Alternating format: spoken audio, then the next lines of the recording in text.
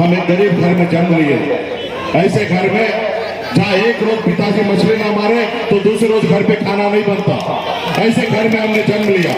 हम 18 साल की उम्र में संघर्ष करने के लिए बम्बई जैसे शहर चले गए, वहाँ मेहनत किया, मजदूरी किया।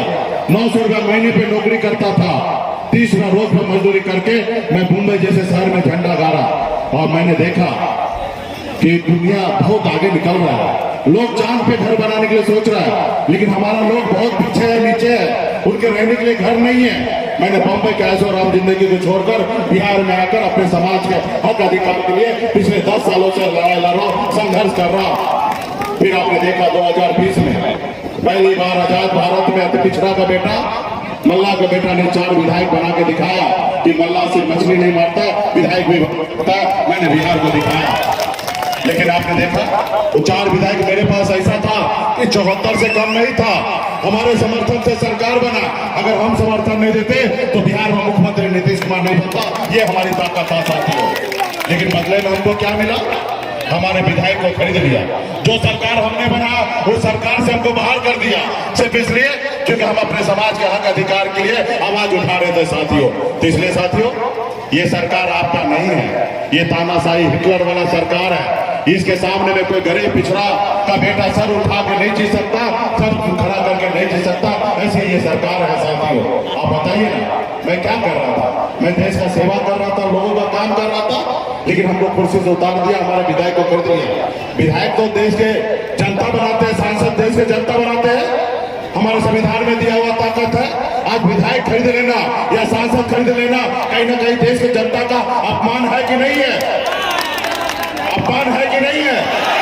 इसलिए साथियों, ये देश आपका है। सरकारी नौकरी में जाइएगा तो 58 साल 60 साल में आपका रिटायरमेंट होगा।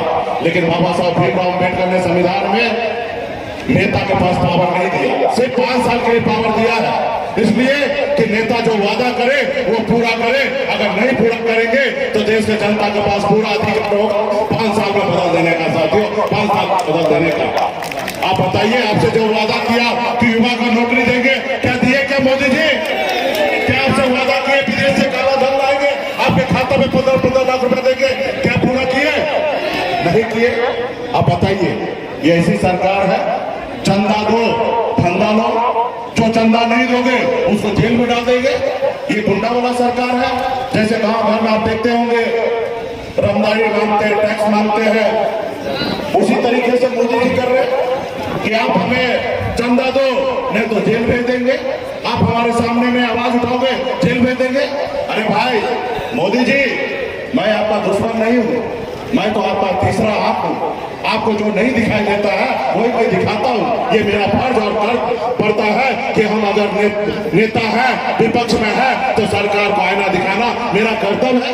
मैं अगर आज आपको उंगली उठा रहा हूं तो इसका मतलब क्या हमको जेल डाल दीजिएगा? क्या हमको बर्बाद कर दीजिएगा? ये किसी देश किसी का जागीर है? नहीं, ये देश पूरे हिंदुस्तान का 140 करोड़ का है साथी। तो इसलिए साथियों, ये मोदी जी गरीब का नहीं है। 5 किलो चावल देकर आज हमें लगता है कि ये विकास कर रहे हैं। हमको मोदी जी आपका चावल नहीं चाहिए। हमारे बच्चे के पढ़ने के लिए स्कूल की आवश्यकता है, हमें चावल नहीं चाहिए। हमें हॉस्पिटल चाहिए, हमारे बच्चे को इलाज कराने के लिए हमें आपका चावल नहीं चाहिए। और ये चावल क्या अपने घर से देते हैं? कोई अपने बाबूजी के घर से देते हैं? ये देश का खजाना है। और ये चावल क्या पहली बार मिल रहा है? कांग्रेस के टाइम से ही पहले से मिल रहा है। चावल मिलता है, किरासन तेल मिलता था, चीनी मिलता था, सब चीज सरकार की तरफ से मिलता था। आज मोदी जी के लोग कई गांव में घूम के कहते हैं कि मोदी जी चावल दे रहे। अरे देश का संपत्ति है, देश का जनता का है, आप मालिक नहीं है, आप सेवक है। और आप सेवा करना चाहिए, नहीं तो जनता बाहर कर देगा साथियों। इसलिए साथियों, आने वाला समय में बड़ी लड़ाई है, संविधान के लिए लड़ाई है। अगर आप संविधान को सुरक्षित रखना चाहते हैं, गरीब पिछड़ा का सर ऊंचा देखना चाहते हैं, सब अपने अधिकार के लिए लड़ाई लड़ सकते हैं, तो इसके लिए आपको इंडिया गठबंधन को और यहाँ पे हमारे राष्ट्रीय जनता दल के द्वारा यहाँ पे हमारे भाई यहाँ पे प्रत्याशी बने कुमार चंद्रदेव जी यहाँ पे प्रत्याशी बने हैं। इसका चुनाव चिन्ह हमारा लालटेन छाप है। ये संयुक्त सभी का उम्मीदवार है। राहुल गांधी जी का हो या हमारी हो या लेफ्ट पार्टी का हो, सभी लोगों का मिलकर इसमें गठबंधन का सहयोगी आप सभी से आग्रह है कि मजबूती से जिताइए। आप लोगों ने हाथ में गंगा जल लेकर संकल्प लिया है, वीआईपी पार्टी के नेतागण, अभी समय आ गया है कि वो संकल्प के ऊपर खड़ा होने का, और एक एक वोट हमारे भाई को संजीव जी को आप जिताइए और मजबूती से आप आगे बढ़ेंगे और हमारा सरकार दिल्ली में बनेगा और हमारा निषाद का जो आरक्षण है निश्चित तौर पर लागू होगा।